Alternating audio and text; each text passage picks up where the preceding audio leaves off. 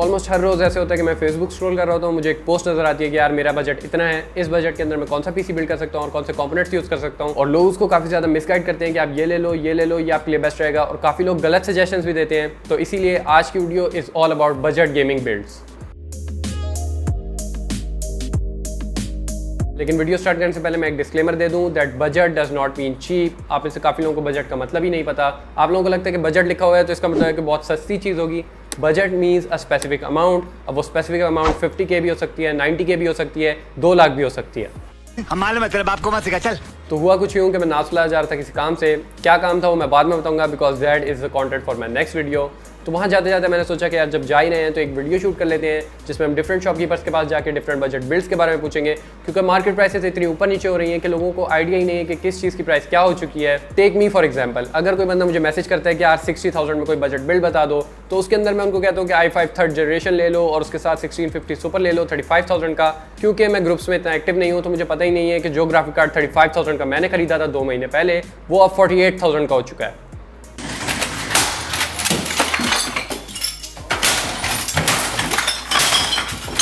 सो या काफ़ी लंबी हो गई है, let's just start the actual video. नास प्लाजा में मैं 3 डिफरेंट शॉप्स पर गया था, इंक्लूडिंग गामा जोन, ललानीज और टेक्सोन वेयर। अब मैं और भी शॉप्स पर चला जाता लेकिन मेरे पास गिम्बल नहीं था, तो मेरी जो फुटेज थी वो काफ़ी शेकी आ रही थी। तो मुझे कोई ऐसी जगह चाहिए थी जहाँ पर रश कम हो। तो आई डिसाइड कि यार बस इन्हीं 3 शॉप्स को कर लेते हैं और दोबारा कभी पार्ट 2 इस वीडियो का बनाएंगे जिसके अंदर हम ज़्यादा शॉप्स को कवर कर लेंगे। So I went to Gamma zone और मैंने उनसे जाकर पूछा कि आप मुझे 75,000 और 100K के आसपास का कोई बिल्ड बताएं, and this is what they suggested. अभी जो बिल्ड जो चल रही है ना, ज़्यादातर इंटेल से ज़्यादा अच्छी हमारे पास राइजन ज़्यादा चल रही है। परफॉर्मेंस उसकी बहुत अच्छी है, क्योंकि हमने अपनी क्या कहते हैं स्ट्रीमिंग में भी हमने दिखाई थी, दोनों इंटेल भी 7 जनरेशन भी दिखाई थी और राइजन 5 2600 भी दिखाई थी हमने। उसमें राइजन 5 2600 जो है वो बहुत ज़्यादा बेहतर है। उसमें FPS भी आपकी ज़्यादा आ रही है और गेम लेग्स वगैरह भी जो है वो बग जाने के वो सारे के सारे ख़त्म हो गए। अब आते हैं आपकी स्पेक्स की तरफ। 75,000 में मेरे ख्याल से आपकी आएगी राइजन 5 3500X आएगा, A320 motherboard, 8GB RAM, 500GB hard drive, 128GB SSD, standard case होगा, 500 वाट पावर सप्लाई होगी और आपका ग्राफिक्स कार्ड आ जाएगा उसमें RX 474GB। ये आपके स्टैंडर्ड केस के साथ जो है वो तैयार हो जाती है 75-77 तक में। बाकी आप अगर उसमें जाते हैं 1 लाख तक जाते हैं तो इसी के अंदर इंक्लूडिंग हो जाएगी कुछ मदरबोर्ड और प्रोसेसर, तो यही रहेगा A320 राइजन 5 3500X आपकी। और 1 लाख करने के लिए हम इसमें चले जाते हैं 16GB रैम कर देते हैं, 1TB हार्ड ड्राइव कर देते हैं और 128GB SSD। उसके साथ RX 574GB स्टैंडर्ड केस की जगह पे हम कर देते हैं 8GB केस आपका। ये आपका तकरीबन पहुंच जाएगा अराउंड कुछ 1 लाख तक। इसके बाद मैं गया था ललानीस पे और उनसे मैंने कहा कि आप मुझे 60K, 40K और 20K में इंटेल बिल्ड्स बताएं, and this is what he suggested. और ये मशीन जो है आपको 60,000 में बिल्ड तैयार होगी। इसके अंदर जो है ना थर्ड जनरेशन i7 और क्या बोलते हैं अपना 8GB रैम है, 500GB हार्ड ड्राइव है और 4GB का कार्ड है, 320GB 450 वाट की पावर सप्लाई है और नॉर्मल केस है। ये आपका 60 के अंदर बजट बनेगा। और दूसरी बिल्ड जो है आपको सेकंड जनरेशन i5 जो है वो भी आपको तकरीबन 40 के अंदर पड़ेगी। 750 Ti लगा हुआ होगा, उसके अंदर 500GB हार्ड ड्राइव होगी, 8GB रैम होगी, i5 सेकंड जनरेशन होगा और नॉर्मल केसिंग होगी और 350 वाट की पावर सप्लाई होगी। ये आपको 40 तक के अंदर मशीन पड़ेगी। और तीसरी मशीन जो है 4th जनरेशन वो H81 का बोर्ड होगा, 7.5 का बोर्ड है, 9.5 का प्रोसेसर है और 16GB रैम जो है आपको 10,000 रुपये की पड़ेगी और 500GB हार्ड ड्राइव 1,500 रुपये की पड़ेगी। नॉर्मल केसिंग आपको 1,000 रुपये की पड़ेगी। PSU आप पे डिपेंड करता है कि 2500 वाली लगानी है, 2,000 वाली लगानी है, आप पे डिपेंड करता है। अब इन दुकानों पे मैं ज़्यादा देर नहीं रुक सकता था बिकॉज वहाँ पर और भी शॉप्स हैं और काफ़ी ज़्यादा रश हो गया था और शोर भी काफ़ी ज़्यादा आ रहा था। सो आई डिसाइडेड कि अब टेक्सोन वेयर पे चलते हैं। वहाँ आसपास कोई कंप्यूटर की दुकान नहीं है तो ज़्यादा रश भी नहीं होता, तो वहाँ पर हम आराम से शूट कर सकते हैं और उनसे हम कुछ ज़्यादा बिट्स के बारे में पूछेंगे। और वहाँ जाकर मैंने यासीन भाई who is the owner of Texon where उनसे बात की और उनको कहा कि आप मुझे वो सारे बजट्स बताएं जो मेनली लोग आपके पास आते हैं कि कहते हैं कि हमें इस बजट का बिल्ड चाहिए, इस बजट का बिल्ड चाहिए, and these are all the builds he suggested.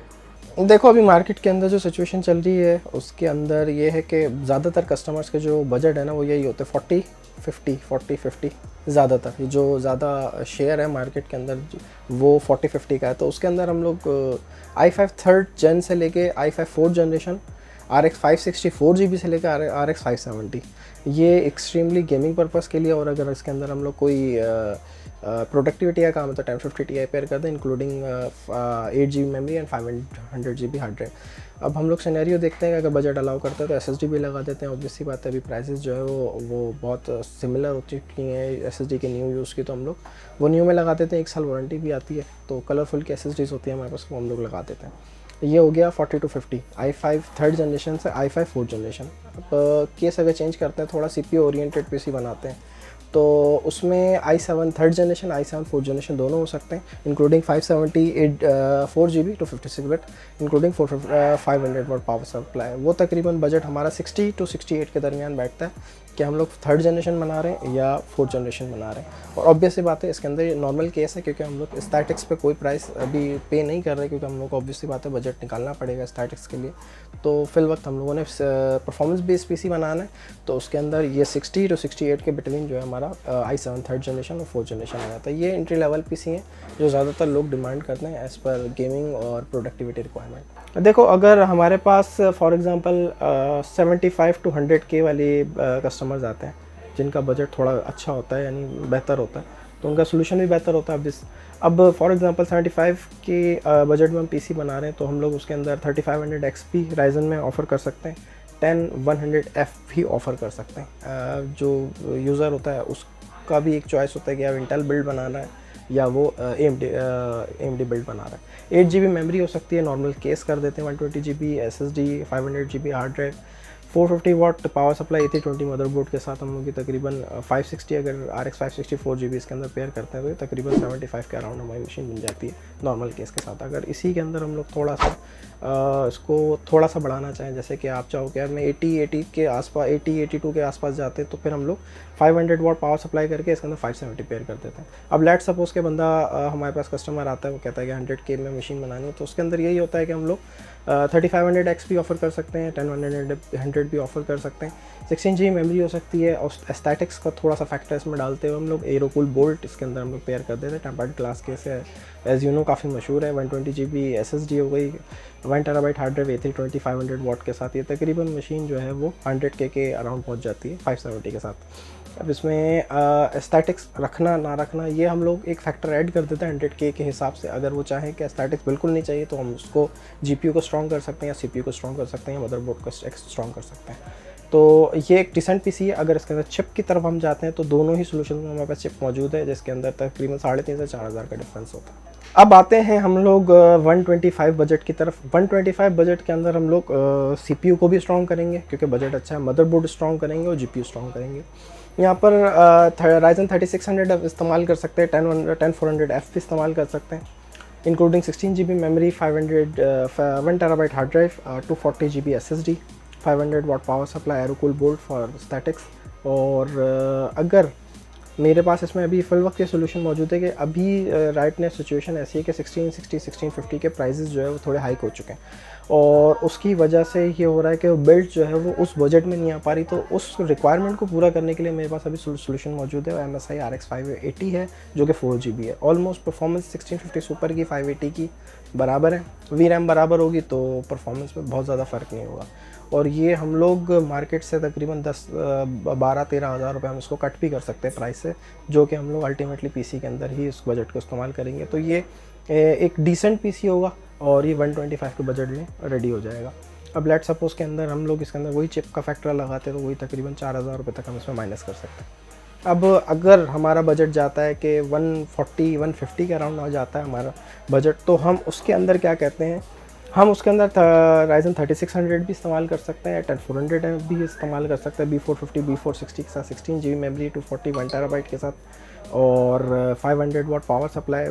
तो हम लोग किसकी केस को थोड़ा बेटर करेंगे, जैसे कि एरोकूल बोल्ट है, वो एंट्री लेवल का केस है, तो उसके अंदर हम लोग एरोकूल और इस्तेमाल करेंगे, फुली मैश 4 RGB फैंस के साथ, टेम्परेचर्स भी मेंटेन रहेंगे और वो केस भी थोड़ा बड़ा है। उसके साथ हम लोग जो है 1650 सुपर या 1660 सुपर, ये 140 के अराउंड, 138-37 के अराउंड अगर हम जाते हैं तो हम लोग 1650 सुपर इस्तेमाल कर सकते हैं। और अगर इसमें हम 1660 लगाना चाहते हैं तो स्लाइटली 150 से ऊपर जाएगा, मगर वर्थ इट होगा। अभी प्राइजेस हाइक हुए हैं तो ये प्राइस 150 के अंदर आता है। अब अगर इससे भी ऊपर हम जाते हैं तो फिर हम ये कर सकते हैं कि 3700X भी इस्तेमाल कर सकते हैं और B550 मदरबोर्ड भी इस्तेमाल कर सकते हैं। वो डिपेंड के क्या केस सिनेरियो, तो उसके हिसाब से हम लोग स्लाइटली पार्ट्स को बेटर करके परफॉर्मेंस बेटर करते हैं। तो ये थी वो बिल्ड्स जो मुझे इन 3 शॉपकीपर्स ने बताई हैं। अब मैं ये नहीं कहूँगा कि आप इन्हीं शॉप से जाकर लें, this is just to give you a basic idea कि मार्केट प्राइसेस अभी क्या चल रही हैं और क्या चीज़ कितने में मिल रही है। बाकी आप अपना बिल्ड खुद कस्टमाइज़ कर सकते हैं, किसी चीज़ में कम पैसे लगा के दूसरी चीज़ में ज़्यादा लगा सकते हैं। This is just to give you a basic idea कि क्या चीज़ कितने की मिल रही है अभी। और इसके बाद मैंने यासीन भाई से पूछा कि यार ये जो ग्राफिक कार्ड की प्राइस इतनी ज़्यादा हो रही हैं उसके बारे में थोड़ा सा बताएं कि वो क्यों हो रही हैं और कब तक का चांस है कि प्राइसेस थोड़ी सी कम हो सकती हैं या होंगी भी या नहीं। And this is what he said. देखो जीपीयू की जहाँ तक बात है, जीपीयू एनी टाइम सून तो नीचे नहीं आ रहा। रीज़न्स जो हैं वो 2 हैं। पहला रीज़न ये है कि पूरी ग्लोबली जो क्रिप्टो का प्राइस है वो बहुत ऊपर चला गया, आपको पता होगा, बिटकॉइन का भी, इथेरियम का भी, और उससे इंटरकनेक्टेड दूसरी करेंसीज़ हैं उनका रेट काफ़ी ऊपर गया, जिसकी वजह से माइनर्स इंटरेस्टेड हैं इनके अंदर कि वो माइन करें ज़्यादा से ज़्यादा करेंसी को, क्योंकि रेट बहुत हाई है। तो अभी की पोजीशन के अंदर पूरे ग्लोबली मार्केट से 8 GB वेरिएंट के जितने GPUs हैं, इंक्लूडिंग RX 474 8 GB, वहाँ से लेकर RX 578 GB, 580, 5500 XT, ये सब पूरी तरीके से शॉर्ट हो चुके हैं। उसके बाद बचता है 5600, उसके बाद बचता है 1660 सुपर। ये दोनों GPU 6 GB हैं, मगर फिर ये भी शॉर्ट है क्योंकि इनके ऊपर भी माइनिंग हो रही है, तो इनकी भी ग्लोबली शॉर्टेज है। और अभी अगर हम लोग प्राइस की बात करते हैं तो अगर लेट सपोज 470 को ले लेते हैं 4 GB से, तो तकरीबन 4 GB का प्राइस अभी 22-23 हज़ार रुपये 470 का। 570 तकरीबन 27-28 हज़ार रुपये पहुँच चुका है। अगर कोई अच्छा वेरिएंट है जैसे ऑरस है या स्ट्रिक्स है तो 1000-1500 रुपये महंगा है। इसके साथ अगर 580 देखें तो 580 4 GB तकरीबन 30 से 32 हज़ार रुपये के दरमियान चल रहा है, और ये और स्पाइक होगा। 580 स्पेशली स्पाइक होगा, तकरीबन ये लग रहा है कि 35 क्रॉस कर जाएगा। और अभी तक जो 580 की पोजीशन है 8 GB की, वो तकरीबन समझ लो कि मार्केट के अंदर अगर कोई 60-65 में भी कोई डिमांड कर रहा है तो उसके पास सेल आ रही है। और 578 GB की बात कर लें तो 45 to 50 के दरमियान ये अभी सेल हो रहा है। तो अभी प्राइजेस जो हैं वो ऑल टाइम हाई हैं। और इसके ऊपर अभी दूसरा इसका जो अल्टरनेट है वो GTX 1650 सुपर है। जब ये जो स्पेसिफिक हमारे गेमिंग वेरिएंट जो थे, हमारे ग्राफिक्स कार्ड जो हमारे नॉर्मली पीसीज में लगते थे, वो शॉर्ट होने की वजह से जो ज़्यादातर सेल्स कन्वर्ट हो गई वो 1650 सुपर पे हो गई, और वो भी मार्केट से आप देख रहे होगे शॉर्ट हो गया और ऑलमोस्ट 48,000 के ऊपर सेल हो रहा है इस वक्त। और अगर ये मज़ीद शॉर्टेज कंटिन्यू करती है तो कह नहीं सकते, मगर ये भी प्राइस ऊपर जा सकती है। देखो, जहाँ तक प्राइस नीचे आने की बात है, एनवीडिया इस पर काम कर रहा है। फर्स्ट मूव हम एनवीडिया का देख चुके हैं कि उन्होंने RTX 3060 को लिमिट कर दिया बाय 50%। अगर आप क्रिप्टो माइन करते हो तो बाय 50% उसको ड्रॉप कर देता है। तो ये इनकरेज करेगा गेमर्स को और डिस्करेज करेगा हमारे माइनर्स को कि वो इस GPU को छोड़ दें, क्योंकि इससे बेहतर माइनिंग वो किसी ऑल्टरनेट पे कर सकते हैं। तो इवेंचुअली ये स्पेसिफिक मॉडल जो है वो गेमर्स को मिल जाएगा अपनी गेमिंग के लिए। और प्राइसेस नीचे आने के लिए हम लोग वेट कर सकते हैं और होप कर सकते हैं कि जुलाई के बाद जो है जो थर्ड क्वार्टर स्टार्ट होगा उसके अंदर कुछ पॉजिटिव मूव्स जो हैं वो रिफ्लेक्ट होना शुरू हो जाएंगे मार्केट में। तो let's hope for the best कि जुलाई के बाद हम लोगों को कुछ प्राइसेस बेहतर होते हुए नज़र आए। और एनवीडिया की ये मूव अभी सिर्फ एक स्पेसिफिक मॉडल के लिए, आगे ये कंटिन्यू करेंगे तो वो फिर आगे फर्दर थर्ड क्वार्टर पे फोर्थ क्वार्टर पे रिफ्लेक्ट होगा और हमें पॉजिटिव साइंस जो है मार्केट में नज़र आना शुरू हो जाए। So yeah guys, that's it for the NAS Plaza budget builds video. I hope you guys enjoyed. Next video हमारी एक इंटेल बिल्ड के बारे में आ रही है। और हाँ, मुझे इंस्टाग्राम पे भी फॉलो कर लो @taha_ashraf_official। मैं जहाँ जाता हूँ उसके बारे में स्टोरीज पोस्ट करता रहता हूँ। If you enjoyed this video, don't forget to give it a big thumbs up. Also subscribe to our channel if you're new. We are almost close to 4K subs. And I will see you guys with a brand new video. Till then, take care, have fun, keep gaming. Allah Hafiz.